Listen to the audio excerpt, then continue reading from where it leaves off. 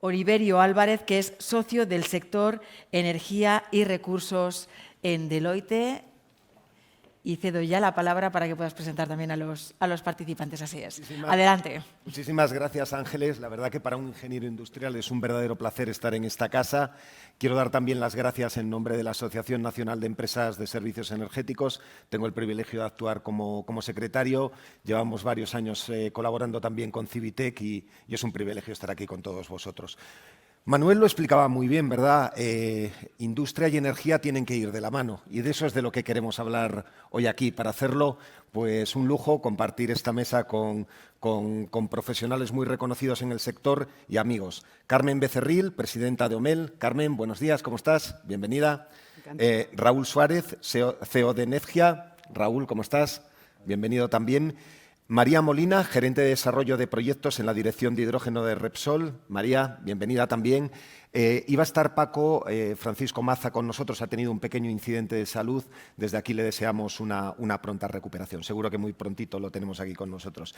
Íñigo Bertrán, CEO de Edison Next Spain, pues también bienvenido y muchísimas gracias. Bueno, yo creo que si hablamos de industria tenemos que hablar de energía, ¿verdad? Muchas veces han sido modificaciones en las fuentes de energía los que nos han permitido acelerar los procesos y transformar los procesos industriales. Ha salido muchas veces en las intervenciones previas, la crisis de Ucrania pues, ha supuesto una crisis energética de una profundidad y de una complejidad sin precedentes. Hemos visto cómo a partir del 2022 diversas tendencias pues, se han ido acelerando. En el ámbito industrial, probablemente, si pensamos en energía, tenemos que pensar en dos cosas. Tenemos que pensar, por una parte, en cómo nuestras industrias pues, van a recibir nuevos insumos energéticos. Se han disminuido los flujos de vectores energéticos de la Federación Rusa a Europa. Eso ha cambiado el mercado mundial de energía. ¿De dónde va a llegar ahora la energía que necesitamos? Eso en primer lugar, y cuál va a ser esa nueva energía. Y en segundo lugar, también estamos asistiendo, lo comentaba también Manuel al principio, a una verdadera carrera entre los diferentes bloques geopolíticos por situar cadenas industriales habilitadoras de la transición en los territorios pues, donde se encuentran estos bloques. Todo esto supone retos importantes para Iberoamérica, retos importantes para Europa, pero también oportunidades. Y de todo esto queremos hablar. Carmen, me gustaría empezar preguntándote, la electricidad no es nueva, pero probablemente en el nuevo contexto tengamos que ver un protagonismo creciente de la electricidad y de la electricidad con fuentes renovables. ¿Cómo estáis viendo vosotros este proceso? Muchas gracias, Oliverio, por darme la primera intervención y muchas gracias también a Civitec y a todos sus promotores por darme la oportunidad de estar hoy aquí. Bueno, la verdad es que una obviedad. Lo primero, si buscamos una respuesta ante todos los retos climáticos, si buscamos además una respuesta económicamente viable, lo primero que tenemos que pensar es en la electrificación de la economía. Por lo tanto, el primer reto al que tenemos que enfrentar a nuestra sociedad y a nuestra industria es a ese concepto de electrificación que muchas veces no es tan obvio, sobre todo en los usos térmicos de determinado tipo de combustibles. Por lo tanto, un reto tecnológico que está sobre la mesa, pero sin lugar a dudas la electrificación es la mejor de las respuestas que en este momento tenemos a nuestro alcance. Y sobre todo, precisamente, por todo el desarrollo que han experimentado las tecnologías renovables en los últimos años. En este momento, España cuenta con alrededor de 30.000 megavatios eólicos y alrededor de 20.000 megavatios fotovoltaicos. Y en un contexto de este tipo, vemos cómo en el mes de marzo, entre mediados de marzo y mediados de abril, se han producido más de 25 horas a precio cero en el mercado eléctrico. Yo me atrevería a decir que no es una buena noticia, porque cuando se han producido esos ceros ha habido un importante volumen de lo que podríamos llamar vertido económico. Quiere decir instalaciones tanto fotovoltaicas como eólicas que han presentado precios superiores a cero. lo cual desde un punto de vista económico pues tiene toda la lógica del mundo, ¿no? Yo creo que nos enfrentamos a lo de los intereses negativos como algo absolutamente ilógico, pues estamos abocados a encontrarnos de forma reiterada con precios negativos de la electricidad o incluso con precios cero, lo cual puede poner en primer lugar en riesgo todo el desarrollo de inversión que está ahora mismo en la mesa. Yo creo que, sin embargo, tenemos que hacer de la necesidad virtud y tenemos una magnífica oportunidad porque, evidentemente, podemos llegar a contar con una energía eléctrica muy competitiva. Eso sí, necesitamos también activamente mover, sobre todo, demanda hacia las horas centrales del día, que es donde se concentran este tipo de precios. Como sé que vamos muy mal, me voy a parar aquí. Muchas gracias, Carmen.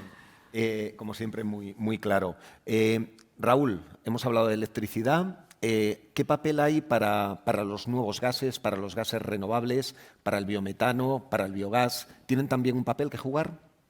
Sí, desde luego, pues si me permites, lo primero que quería hacer es agradecer a la organización la invitación y para Necia, el grupo Naturgy al que pertenecemos, tiene un especial significado porque nuestro ADN está muy ligado a Iberoamérica, somos operadores principales de distribución en Chile, en Argentina, Brasil, México, Panamá y en el pasado reciente lo hemos sido también en Colombia, Perú, República Dominicana, Guatemala, Nicaragua. Por lo tanto, nuestra compañía no se puede entender sin Iberoamérica y tiene un significado especial estar aquí.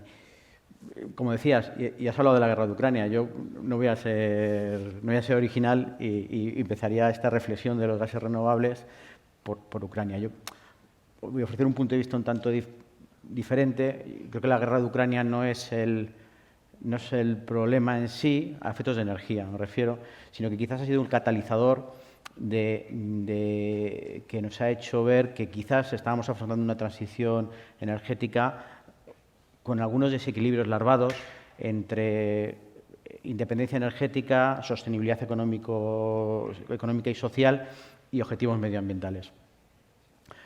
Y en este sentido, yo creo que Europa está iniciando una reflexión, ha iniciado una reflexión en la que, de la mano de REPowerEU, en la que revisa los objetivos del Fit for 55, ha tomado muchas medidas, pero yo creo que una de las más relevantes es que incorpora las moléculas a la transición.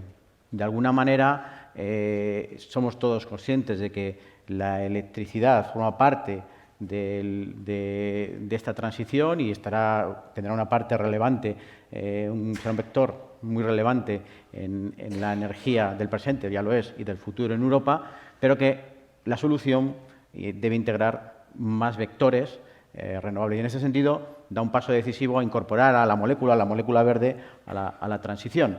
Del hidrógeno no voy a hablar mucho porque, estando María, no me atrevo, y María seguro que lo explicará mucho mejor que yo.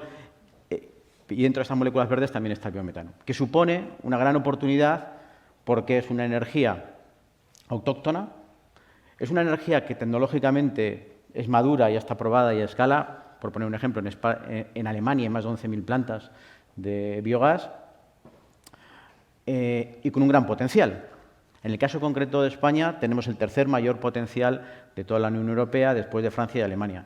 Y donde Alemania tiene 11.000 plantas de biogás, Francia hace 4 años no tenía ninguna planta de biometano y hoy ya tiene 500 y está poniendo el orden de 1 a 2 por semana en servicio, pues en España tenemos 5 plantas de biometano. Bueno, yo me quedo con la parte positiva y es que tenemos una gran oportunidad. Y además es una energía que genera externalidades positivas varias, pero yo destacaría 2 fundamentalmente. Y la primera es que ataca a un problema muy fuerte que tenemos en general en la Unión Europea y especialmente en España, que es la gestión de los residuos agrícolas, ganaderos, industriales y urbanos. Es una solución para este problema que tenemos y gran parte de todas estas nuevas plantas de biometano se van a desarrollar en un entorno rural, que para un país como España y su infraestructura territorial pues supone una gran oportunidad de generación de empleo y de fijación de empleo en la España rural que tanto nos preocupa. Electricidad renovable, moléculas renovables. Marían, han hablado del hidrógeno, ¿verdad? Ha salido en varias mesas. Yo me gustaría preguntarte por el hidrógeno y también por los biocombustibles, esos nuevos biocombustibles que también pueden jugar un papel. De acuerdo. Pues yo, como parte de Repsol, que es una compañía, como sabéis, multienergética, que está a nivel internacional en todas partes del mundo, pero muy enfocada en España, pues tiene la visión, ¿no?, de tener el hidrógeno como una palanca, un vector energético que vemos clave para poder transformar, en primer lugar, nuestra industria, y lograr esa descarbonización y ese reto que tenemos todos de llegar a ese 2050 con net zero.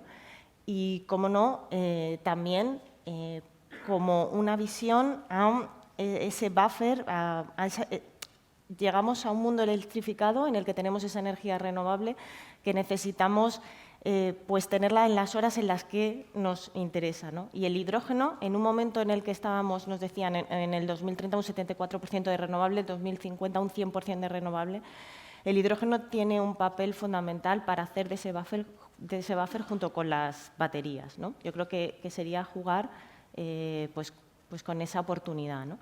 Entonces, la visión que tiene Repsol de ese hidrógeno es una ambición a 2025 de 0,55 gigavatios de potencia instalada. Está asociado a nuestros centros industriales, principalmente los grandes electrolizadores, pero también tenemos pequeños electrolizadores también vistos con esa visión a 2025, y luego un reto a 2030 de alcanzar 1,9 gigavatios de producción de hidrógeno renovable, ¿no?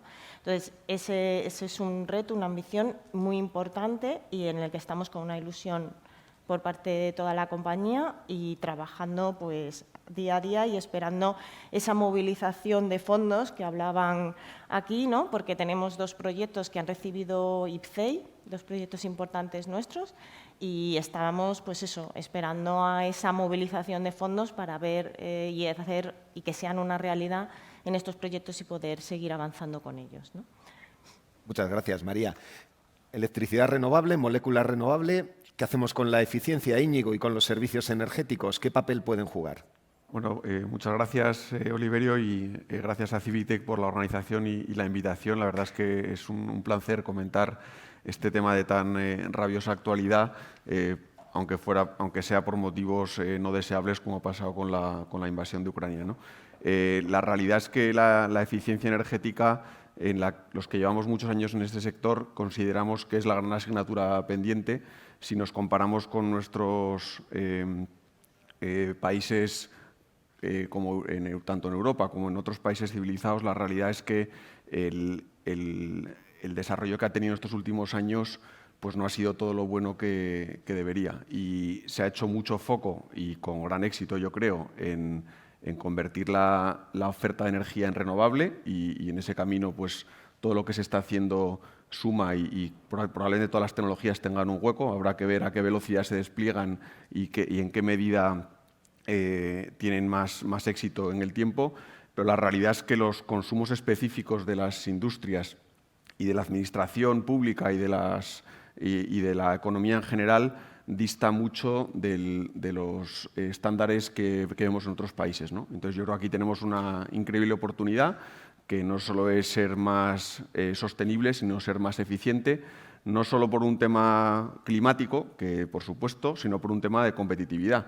Y lo que estamos viendo desde Edison Next, que somos una empresa del grupo EDF con presencia global, y por lo tanto tenemos un benchmark bastante bueno de lo que están haciendo otros países y a lo que se enfrentan otras industrias, pues los consumos específicos, como decía, en términos de energía por unidad producida, y da igual que sea de cerveza o de acero o de cualquier bien de equipo, pues son significativamente peores que nuestros competidores vecinos, y algunos no muy desarrollados, o sea que no necesariamente países punteros en términos tecnológicos, ¿no? Entonces, bueno, pues desde nuestra posición vemos que ahí hay un camino claro a recorrer. Y yo quiero felicitar aquí al Ministerio por la reciente aprobación de los certificados de ahorro energético. Es un tema que llevamos luchando desde ANESE que es la Asociación Española de Servicios Energéticos desde hace años, porque ha tenido mucho éxito en Francia y en Italia y creemos que va a ser una herramienta clave para desarrollar esta solución que las industrias están buscando de forma clarísima, ¿no? Se quieren descarbonizar, todos tienen planes y una ambición, nadie lo duda, pero uno no se puede arruinar en el camino de la descarbonización, ¿no? Y los costes de energía pues, han supuesto un impacto enorme en las cuentas de resultados y eso tenemos que conseguir entre todos amortiguarlo, ¿no? Porque al final la competitividad tiene que ir de la mano de la sostenibilidad. Si nos quedamos sin empresas, seremos muy sostenibles, pero porque no consumimos, no porque tengamos actividad económica, ¿no? Muchas gracias, Íñigo. Bueno, traes un tema que tenemos que tratar en esta casa. En esta casa hablamos de tecnología, pero también tenemos que hablar de competitividad. Carmen, se ha hablado mucho durante estos últimos meses, ¿verdad? El mercado eléctrico, el propio diseño del mercado ha estado en el foco de toda la sociedad. ¿Está siendo útil el mercado para lanzar señales económicas? ¿Necesitamos modificarlo? ¿Cómo lo veis vosotros? Bueno, yo creo, lo primero, que el mercado de electricidad en este momento sigue en el foco. Digamos que ha empezado a estar en el foco hace ya unos meses, pero bueno, está en pleno debate precisamente la iniciativa que ha puesto sobre la mesa la Comisión Europea y que el Gobierno español ha planteado que va a hacer todos sus esfuerzos para intentar sacar adelante esa iniciativa precisamente durante la presidencia española, máxime teniendo en cuenta que el año que viene hay elecciones europeas y que la nueva comisión pues tardará todavía prácticamente hasta finales del año que viene en constituirse y además estar adecuadamente operativa. Por lo tanto, es un reto que está ahí encima. Lo que me atrevería a decir es que cuando se habla de mercado eléctrico, bueno, yo creo que cada cual pone el foco en cosas distintas, por lo tanto no es una realidad unívoca. Una cosa es el debate sobre el mercado mayorista con un modelo de fijación de precios marginalista, que en términos generales, si vemos cuáles han sido las aportaciones de todos los países europeos y también, sobre todo, el posicionamiento de la Comisión Europea, pues es radicalmente favorable a mantener el concepto de mercado marginalista tal y como lo conocemos en este momento y que hablábamos hace un minuto de los 50.000 megavatios entre eólicos y fotovoltaicos que hay instalados en España, y eso ha sido posible en un contexto de mercado como este. Sin embargo, como decía, el mercado eléctrico no es una realidad unívoca y no se agota, ni muchísimo menos en lo que puede ser el mercado mayorista de electricidad, sino que sin duda tiene que generar distintos segmentos de negociación. Yo creo que particularmente importante es el énfasis en que todo este debate sobre la reforma pone en la necesidad de que se empiecen que se adquiera profundidad en los mercados de futuros de electricidad. Es un tema que está ahí. Verdaderamente los mercados de futuros de electricidad, porque creo que otros mercados como puede ser el petróleo, como puede ser el gas, bueno, pues tienen un funcionamiento con otras dimensiones, pero el eléctrico es verdad que está muy sometido a vaivenes regulatorios y poco a poco los agentes han ido abandonándolo. Por lo tanto, impulsar esos mercados secundarios de electricidad es un factor muy importante y, en cierto modo, generarles un traje a medida que no esté condicionado por aspectos de la regulación EMIR, porque al final se considera un mercado financiero y al final se trata como un mercado financiero y todo eso lleva a determinados corsés que son difíciles de asumir por el cliente natural de un mercado o de un cliente que busca asegurar un precio de la energía a plazo. Y además de lo que pueden ser los mercados organizados de futuros, pues sin duda tenemos otras herramientas como pueden ser los contratos de compraventa a largo plazo, los PPAs que en España han surgido con fuerza, o como pueden ser otras modalidades que, en definitiva, lo que intentan es dar una respuesta a lo que inevitablemente tiene que ser un mercado volátil. Cuando hablamos de los ceros, hablamos también de que el mismo día conviven varias horas con precio eléctrico a cero, con horas a 125 euros. El ejemplo es de ayer, es ayer domingo, con lo cual no hay que irse muy lejos. Todo lo que consumiéramos todos los que estamos aquí entre las 11 de la mañana y las 7 de la tarde, pues ha salido muy apañado, pero a partir de las 10 de la noche el precio era 125 euros megavatio hora. Por lo tanto, la volatilidad es algo consustancial a un modelo de mercado que tiene que integrar las energías renovables y también la respuesta de los mercados que aseguran precio de electricidad a plazo, pues es también deseable en un contexto de este tipo. Una transformación como la que tenemos encima de la mesa en relación a la energía nos trae volatilidad, ¿no? Si escucho sí, parece que es inevitable. Vamos, digamos que es una consecuencia inevitable. Yo me atrevería a decir que es saludable, porque lo que está poniendo de manifiesto es una forma muy transparente de formación de precios donde se puede observar perfectamente cuál es el impacto que cada tecnología va teniendo precisamente en su aportación y, por lo tanto, optimiza lo que llaman el welfare para el consumidor, el retorno de bienestar económico, social, etcétera. Qué importante para el sector industrial el comprender esta nueva problemática. Me gustaría abrirlo, Íñigo, Raúl, María, como queráis, un poco a cómo veis vosotros si salen los números o no salen los números de esas otras tecnologías que nos comentabais, ¿no? ¿Estamos ya preparados para un hidrógeno sostenible, para un biogás, un biometano, la eficiencia? No sé si quieres, Raúl, que te tengo aquí cerca, si quieres empezar. Pues, yo muy esquemáticamente, sí. El tiempo nos apremia, te diría que sí, en el caso de los gases renovables con origen en los residuos, el biometano, desde luego que sí, y apunto tres factores. Son tres factores. El primero es que hay una señal regulatoria de política energética desde Europa, en la que en el REPowerEU ya ha aprobado o ha planteado, ¿no?, en el Gas Package un objetivo para el 2030 que el 10% del gas que circula en Europa sea con origen en los residuos, biometano. Esto, trasladado a España, estaríamos hablando, si se hiciera una traslación directa, de 35 teravatios hora. Otros países ya han implementado incluso objetivos superiores, teniendo menos potencial. La segunda razón es que la prueba evidente de que es algo que es factible es que Alemania tiene 11.000 plantas, que Francia en 4 años ha escalado de no tener ninguna a tener más de 500, que un país como Dinamarca se plantea en 2030 que el 100% de su consumo de gas pues sea de origen biometano.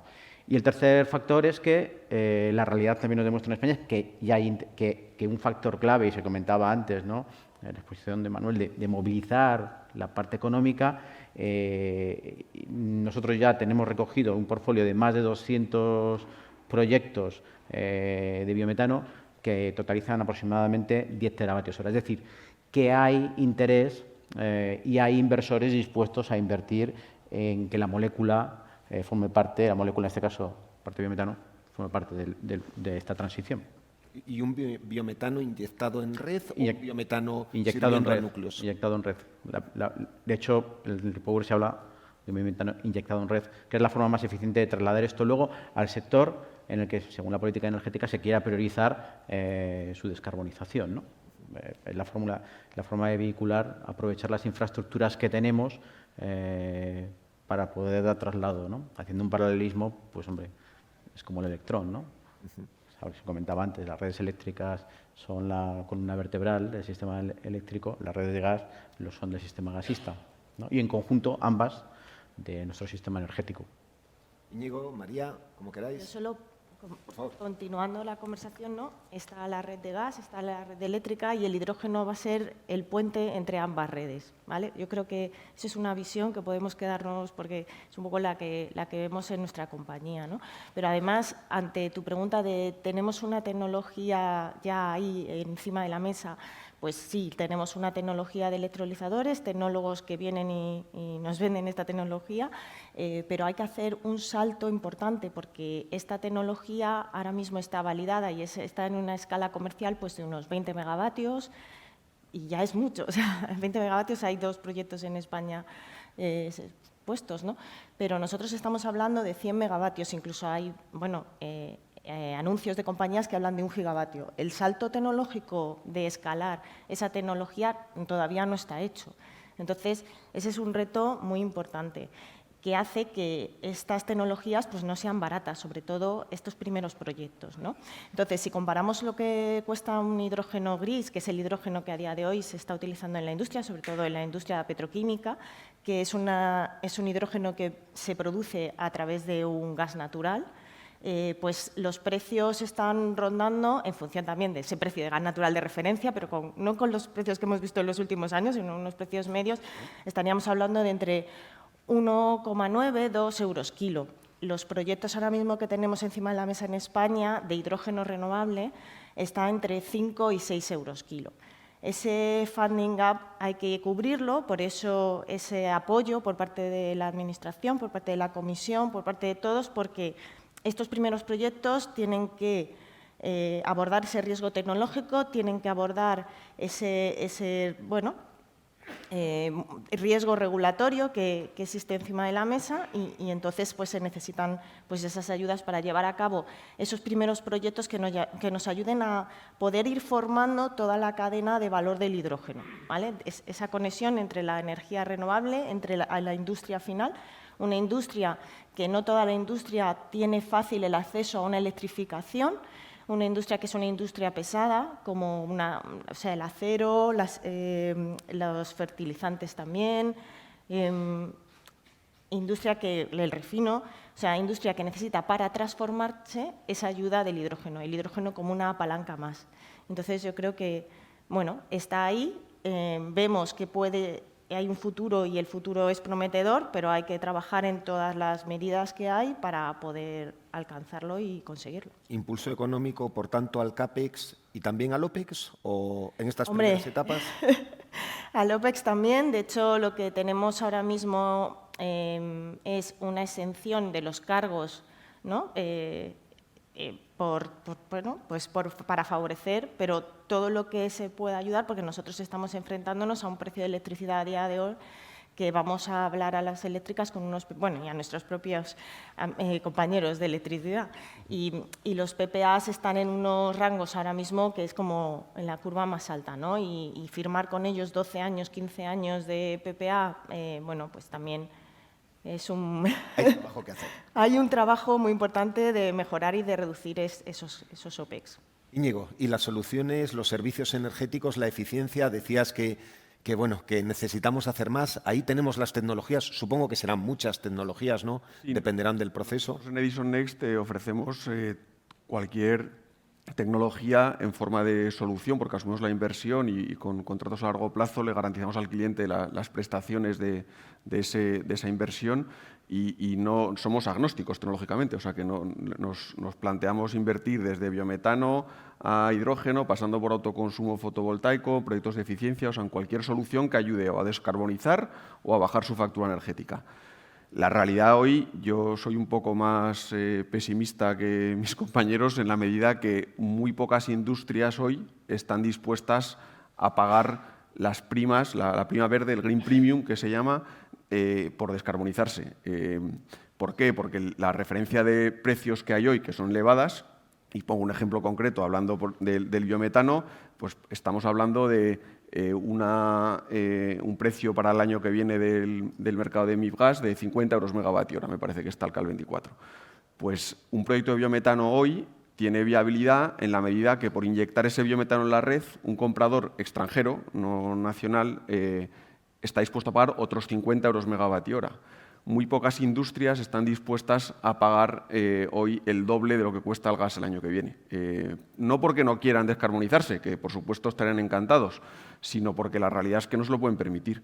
Entonces, yo creo que aquí hay una dicotomía entre tres variables. Una es los precios, y eso, bueno, pues cada uno puede hacer sus estimaciones de precios históricos, precios forward, precios spot, lo que sea. Otra, la tecnología, que yo creo que en la mayoría de las soluciones que hay de descarbonización están disponibles y ha llegado a un nivel de madurez razonable porque llevamos como ha comentado muy bien Raúl, años de retraso con respecto a otros países, con lo cual ya están comercialmente accesibles.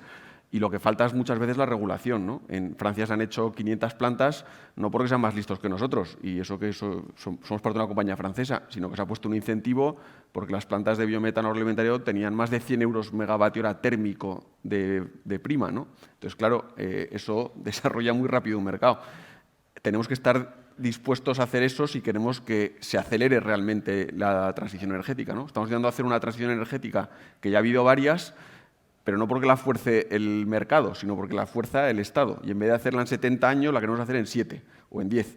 Pues, hombre, eso requiere de un impulso muy fuerte para que las industrias no se vean penalizadas, ¿no? En su cuenta de resultados. Bueno, nos estáis describiendo un futuro desafiante, pero desde luego un futuro donde los ingenieros industriales pues van a tener mucho que decir. Nos estamos quedando sin tiempo. Yo tenía muchas más preguntas. Tal vez luego podamos charlar a lo largo de los cafés que hay en el Congreso. Simplemente, si queréis, os pediría una frase para cerrar, como queráis. No me miras porque porque te tengo al lado, una frase. Yo creo que ser ambiciosos en los objetivos de la transición energética, en descarbonización, en transición energética, está bien, es necesario, pero tiene que ir acompañado de medidas que sean consistentes con la realidad social y económica de los países, ¿no? Por tanto, necesitamos mucho pragmatismo en las políticas energéticas. Pragmatismo. Sí, yo destacaría la certidumbre regulatoria, que es muy importante, que yo creo que se está haciendo un esfuerzo en ese sentido por trasladarle y luego que haya incentivos claros por qué tecnologías se apuestan, ¿no? Hay algunas tecnologías, por ejemplo, que están cerca de su madurez industrial, que no hemos mencionado, como la captura de carbono, que yo creo que si va a formar parte del PNIEC nuevo, parece que va a tener un papel creciente. Y yo creo que todas esas tecnologías tienen cabida en la medida que haya un incentivo para que las empresas puedan abordar la descarbonización sin poner en riesgo la competitividad económica, ¿no? Carmen. Pues mi frase sería: la electrificación es la respuesta y España es el mejor país europeo para la industria en ese contexto. Muchas gracias.